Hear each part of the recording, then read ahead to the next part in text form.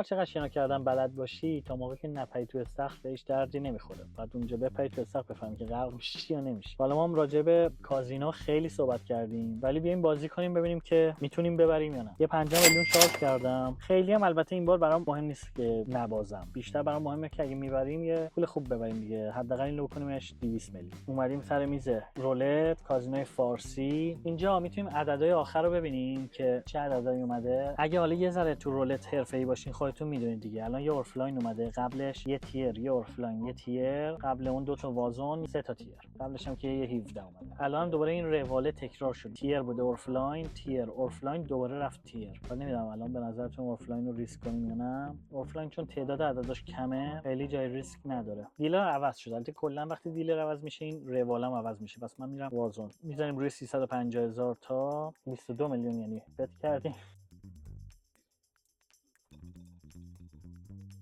یه دونه این ورتر برده بودیم ما، یعنی یه دونه این ورتر ما اینو برده بودیم. خب یه 22 میلیون باختیم، اب نداره چون حواسمون نبود. مبلغو بالا انتخاب کردیم ولی حواسمون به این قسمتش نبود. حالا پس برای اینکه جبران کنیم باید ریسک کنیم دیگه. باشه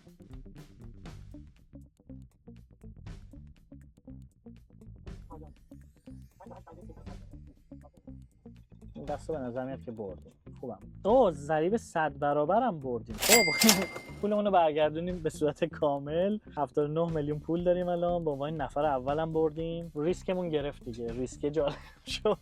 یه اشتباه کردیم. نمیدونم فهمیدید چی شد. بذارید کامل توضیح بدم براتون. بت 350 تایی انتخاب کردم. شما هر باری که رو وازون میذارید 18 تا 350 تا شرط میذاره. من تعدادی که انتخاب کردم حواسم نبود اینجا عددو فکر کردم 2 میلیون دارم شرط میذارم ولی نگو 22 میلیون شرط روش دادم. 22 میلیون خورده. 27 میلیون موند برامون. 27 میلیون رو ریسک کردیم روش. روی وازون شرط گذاشتم. کنارهای اورفلاین سمت 9 هم یه ذره گذاشتم. اشپیل هم گذاشتم. اتفاقی که افتاد اینجا بزنین روی تصویر بهتون بگم. توی میز رولت فارسی یه دونه دکمه هست به نام اویروم که وقتی خاموش باشه شما در حالت عادی انگار دارین رولت بازی میکنید، ولی وقتی روشن باشه اینجا هر دست یه سری اعداده که اگر انتخاب بشه، مثلا الان گفته اگه 18 بیاد به جای اینکه مثلا به شما 35 و 36 برابر پول بده 50 برابر به شما پول میده. حالا این 35 که ما بردیم شانس ما 100 برابری پول میداد. ما هم روش پول داشتیم و پولمون از 5 میلیون شد 79 میلیون. اگه از این ویدیو تا اینجا خوشتون اومد، همونطور که گفتم قرار پول بکنیم 200 میلیون بعد برداشتش کنیم. الان 79 میلیون رسیده و توی ویدیوی بعدی با من همراه باشید توی یه بازی دیگه. احتمالاً بریم باکارات یا بریم بلک جک، اونجا پولو برسونیمش به 200 میلیون.